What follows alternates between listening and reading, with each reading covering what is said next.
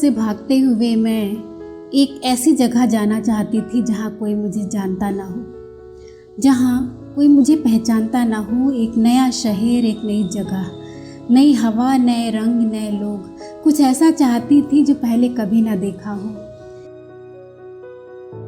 इसी उधेड़-बुन में, इसी खोज में मैं एक ऐसे शहर में पहुंच गई जिसके बारे में मैंने पहले कभी सुना भी नहीं था। बर्फ से लदी हुई वादियों के बीच वो छोटा सा शहर, इतना खूबसूरत कि जितना मैंने अपने ख्वाबों में कभी सोचा भी नहीं था। मैं अपने होटल के कमरे में 2 दिन तक बंद रही। उसके बाद मुझे लगा कि यहाँ की हवाओं से थोड़ी दोस्ती करनी चाहिए, और इसी सोच के साथ मैं उस रूम से बाहर निकल गई। आसपास चहलकदमी करते हुए मैं थोड़ा और आगे निकल आई थी कि मुझे वायलिन की एक बहुत सुरीली आवाज़ सुनाई पड़ी, एक ऐसी आवाज़ जो मुझे खींच रही थी। मैं उसी आवाज़ की ओर बढ़ती चली गई, जैसे मैं उसमें खो गई थी। मुझे पता ही नहीं चल रहा था कि मैं इतनी दूर चली आई हूँ। धीरे धीरे मैं एक ऐसे घर के नज़दीक पहुँच गई जहाँ से किसी की गाने की आवाज़ आ रही थी और साथ में वायलिन की मध्यम सी धुन। इतनी खूबसूरत धुन कि जैसे मैंने पहले इसे कभी ना सुना हो। उस घर के आसपास कोई नहीं था। ऊंचे ऊंचे देवदार के पेड़ और चारों तरफ हरियाली, जंगली फूलों की ऐसी खुशबू जो मदहोश कर रही हो। घर का दरवाज़ा खुला हुआ था। मैं ना चाहते हुए भी घर के अंदर चली गई, लेकिन किसी की आहट मुझे सुनाई नहीं पड़ी, बस वही सुरीली आवाज़ आ रही थी। मैं घर के चारों तरफ इधर उधर देख रही थी कि कोई होगा जिसे शायद मेरे पैरों की आवाज़ सुनाई पड़े, लेकिन कोई ऐसा नहीं सामने आया जो मेरी आवाज़ सुन रहा हो या जिसने मुझे पहचाना हो। मैं एक कमरे से दूसरे कमरे की ओर बढ़ रही थी कि आखिर आवाज़ आ कहाँ से रही है।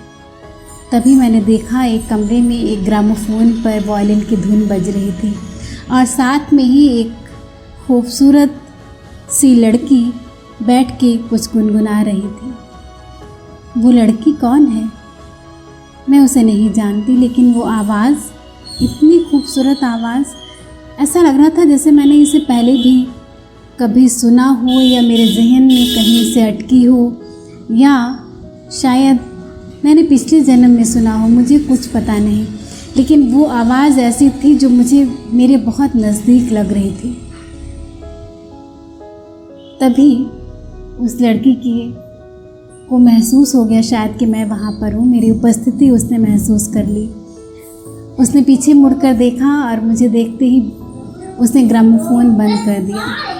उसने कहा, आप कौन? मैं चुप थी।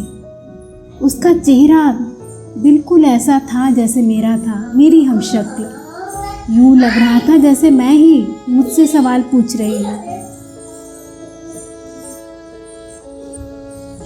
मेरी हमशक्ल इस जगह पर और ऐसे हालात में मुझे मिल जाएगी, मैंने कभी सोचा नहीं था। मैंने कहा, मैं आनंदिता। ये आवाज़ सुनती हुई यहाँ निकल आई। तुम कौन? माफ़ करना, मैं बिना बताए अंदर आ गई। उसने कहा, कोई बात नहीं। वैसे तुम हो कौन और कहाँ से आई हो? इस तरफ तो कोई नहीं आता।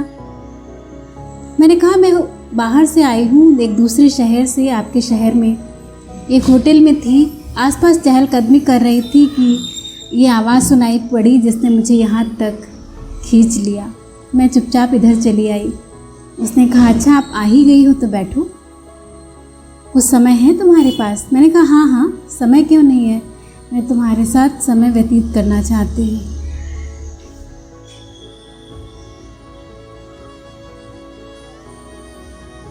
मैंने उससे उसका नाम पूछा। उसने कहा, मैं आनंदिता बोस। आनंदिता बोस, ये तो मेरा नाम है। शायद हम दोनों का नाम भी एक ही है, जैसे कि हमारी शक्ल एक जैसी है। उसने मुझे देखते हुए कहा। मैं उसे ऊपर से नीचे तक देख रही थी। क्या ये मैं ही हूँ? उसने कहा, आओ बैठो। मैं वहीं पर बैठ गई। उसने मेरे लिए कॉफ़ी मंगवाई। हम दोनों चुपचाप एक दूसरे को देख रहे थे। ऐसा लग रहा था जैसे मेरी हमशक्ल मेरे सामने मुझे ही निहार रही हो। मुझे पता नहीं चला कि मैं कब तक उसे देखती रही। कुछ देर बाद डोरबेल बजी और किसी की आहट सुनाई पड़ी। उसने कहा, लगता है मेरे हस्बैंड आ गए। हाँ, तुम अपना टाइम स्पेंड करो, मैं चलती हूँ। माफ़ करना, आज मैंने तुम्हारा बहुत समय ले लिया। उसने कहा, तुम्हारा जब भी मन करे इधर आ सकती हो, जब तक इस शहर में हो। मैंने कहा, मुझे नहीं पता कि मैं कब तक इस शहर में रहूँगी। हाँ, लेकिन अगर फिर से ये आवाज़ उधर आई या तुम्हारे चेहरे ने मुझे याद किया तो मैं ज़रूर आ जाऊँगी इस तरफ। उसने कहा, अच्छा ठीक है, तुम्हारा जब भी मन करे मुझसे मिलने आ जाना, मैं तुम्हारा इंतज़ार करूँगी। मैं चुपचाप उसके रूम से बाहर आ गई। उसके कमरे के दरवाजे पर मेरे निकलते हुए अचानक एक दस्तक हुई। जो इंसान अंदर जा रहा था वो मेरा पति था। मैं उसे देखकर एक बार फिर चौंक गई। मेरा पति यहाँ, लेकिन वो तो गायब है।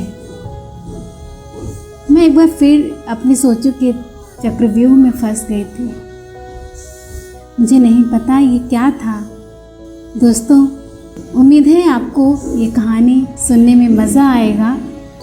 मिलते हैं इसी कहानी के कंटिन्यूएशन में एक नए राज से पर्दा उठाते हुए। तब तक के लिए नमस्कार।